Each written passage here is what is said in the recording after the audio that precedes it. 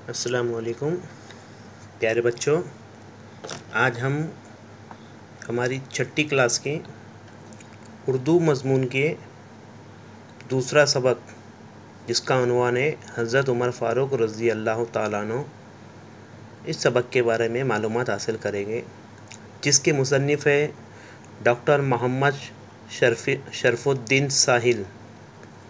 अब हम लोग पहली बात की तरफ देखते हैं। 5वीं जमात में आप मुसलमानों के पहले खलीफा हज़रत अबू बकर सिद्दीक़ रज़ी अल्लाह ताला अन्हु की ज़िंदगी के कुछ हालात से वाकिफ़ हो चुके हैं ना। हम लोग पाँचवीं जमात में पढ़ चुके हैं ना। आप लफ्ज़ खलीफा के मायने भी जानते हैं ना। लफ्ज़ खलीफा यानी क्या, आप जानते हैं। हम लोग 5वीं में पढ़े, मैंने पढ़ाया आप लोगों को। इस्लाम के इब्तिदाई ज़माने में जब मुसलमानों की तादाद बढ़ रही थी और इस्लाम मुल्क अरब से निकलकर ईरान, मिस्र और स्पेन जैसे दूर दराज मुल्कों में फैल चुका था, ऐसे हालात में इस्लामी हुकूमत को मुसलमानों के कब्ज़े वाले तमाम इलाकों में संभाले रखना बहुत ज़रूरी था। हुकूमत का ये निज़ाम हज़रत मोहम्मद सल्लल्लाहु अलैहि वसल्लम के बाद हज़रत अबू बकर रज़ी अल्लाह ताला अन्हु से कायम हुआ। इस्लामी हुकूमत के इस निज़ाम को खिलाफत कहते हैं। हज़रत अबू बकर रज़ी अल्लाह अन्हु ने सिर्फ 2.5 साल खिलाफत की। इनके बाद हज़रत उमर फ़ारूक को खलीफा बनाया गया। यहाँ इनके अखलाक व आदात और ज़िंदगी के कुछ वाक़यात बताए जा रहे हैं। तो इस सबक में हम लोग हज़रत उमर फ़ारूक रज़ी अल्लाह ताला अन्हु के अखलाक व आदात और उनकी ज़िंदगी के कुछ वाक़यात हम लोग उसके बारे में वाक़यात के बारे में मालूमात हासिल करेंगे और उनकी ज़िंदगी के ऊपर कुछ रोशनी डालेंगे हम लोग, मतलब कुछ पढ़ेंगे। अब हज़रत उमर फ़ारूक रज़ी अल्लाह ताला अन्हु मुसलमानों के दूसरे खलीफा थे। इनके वालिद का नाम ख़त्ताब था।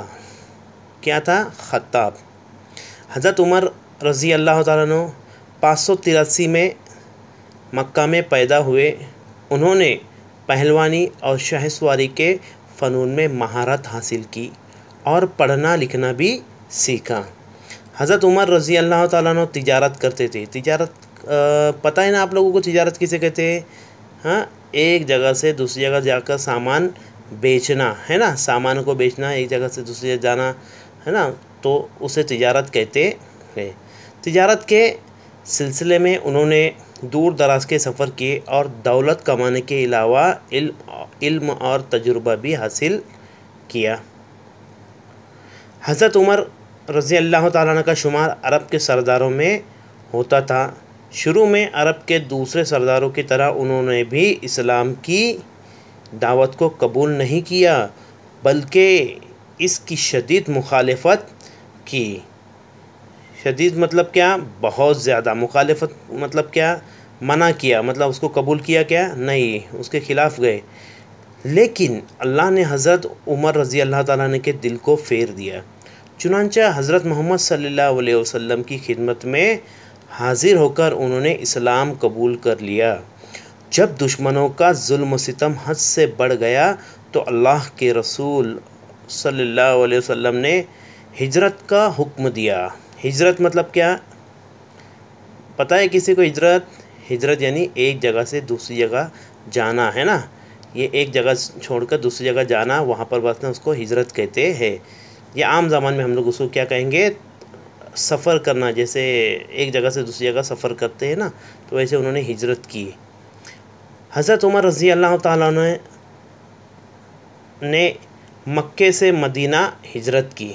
कहाँ से कहाँ तक? मक्के से मदीना वो गए, हिजरत की। हज़रत उमर फ़ारूक रज़ी अल्लाह ताला अन्हु ने मदीने में भी हज़रत मोहम्मद सल्लल्लाहु अलैहि वसल्लम का हर मौके पर साथ दिया और इस्लाम की हिफाजत के लिए तन मन धन की बाजी लगा दी, है ना। देखो, ये एक मुहावरा है, तन मन धन। तन मन धन मुहावरा है ना, इसको हम लोग जुमले में भी इस्तेमाल करते हैं। तन मन धन मतलब जिस्म से भी, दिल से भी और धन से, रुपयों से भी। मतलब उन्होंने हज़रत मोहम्मद सल्लल्लाहु अलैहि वसल्लम का साथ उन्होंने अपने जिस्म से भी दिया, अपने दिल से भी दिया और धन से भी दिया, मतलब रुपयों की, मतलब दौलत से भी उन्होंने उनकी मदद की। हज़रत अबू बकर सिद्दीक़ रज़ी अल्लाह ताला अन्हु की वफ़ात के बाद हज़रत उमर रज़ी अल्लाह ताला अन्हु खलीफा बने।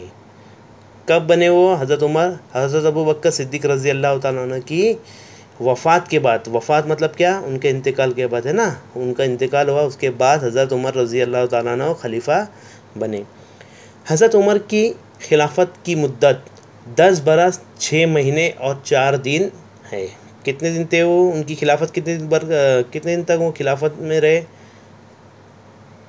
कितनी थी? 10 बरस 6 महीने और 4 दिन। इनकी खिलाफत के दौर में इस्लामी हुकूमत बहुत वसी हो गई थी। क्या हो गई थी? वसी। वसी यानी क्या? बहुत ज़्यादा फैलना, बढ़ना, बहुत बड़ी हो गई थी। इतनी बड़ी हुकूमत को संभालने के लिए उन्होंने एक बाकायदा निज़ाम कायम किया। क्या किया उन्होंने?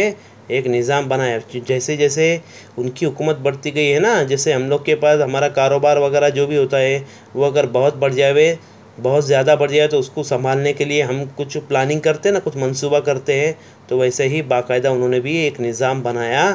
तो उस निज़ाम के तहत वो इतनी बड़ी हुकूमत को संभालते थे, है ना। मफ्तूहा मुल्कों को सूबों में तकसीम करके हर सूबे के इंतज़ाम और निगरानी के लिए एक आमिल मुकर्रर किया।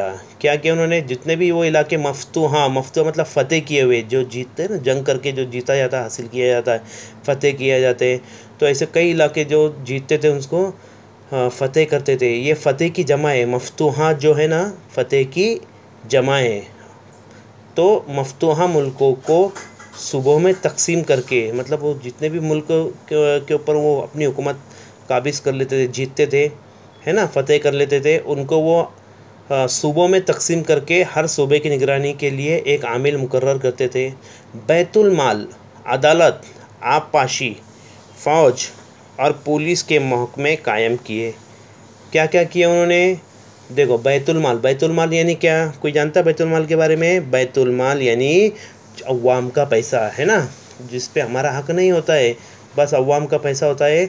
और वो अगर हमारे पास होता है तो हमारी ज़िम्मेदारी होती है कि अमानत में ख़यानत ना करे, बल्कि बैतुल माल को एक अमानत समझते हुए सही वक्त सही जगह पर उसको खर्च करे, है ना।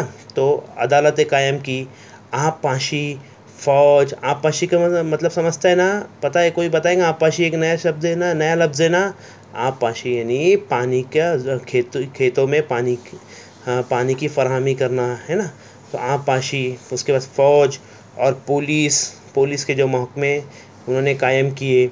शहर आबाद करवाए, नहरें खुदवाई, मेहमान खाने तामीर करवाए, फ़ौजी छावनियाँ बनवाई, जेल खाने बनवाए, मरदमशुमारी करवाई और मकातिब कायम किए। देखो क्या क्या किया उन्होंने। ऊपर तो हम लोग ने आबपाशी, फ़ौज, पुलिस के महकमे कायम किए। उसी के साथ साथ नए नए शहर भी उन्होंने आबाद करवाए। फिर नहरें खुदवाई, पानी के इंतज़ाम के लिए नहरों की ज़रूरत महसूस हुई, तो नहरें खुदवाए। फिर मेहमान जो आते थे, मेहमानों के लिए उन्होंने मेहमान खाने तामीर करवाए, फ़ौजी छावनियाँ बनवाई। जैसे जैसे हुकूमत वसी होते गई तो उनको फ़ौजी छावनियाँ बनवानी पड़ी। जेल खाने बनवाए उन्होंने, मरदमशुमारी करवाए, है ना। मरदमशुमारी यानी कोई बताएगा? मरदमशुमारी का मतलब जिसको हम लोग आम ज़बान में जनगणना बोलते हैं ना।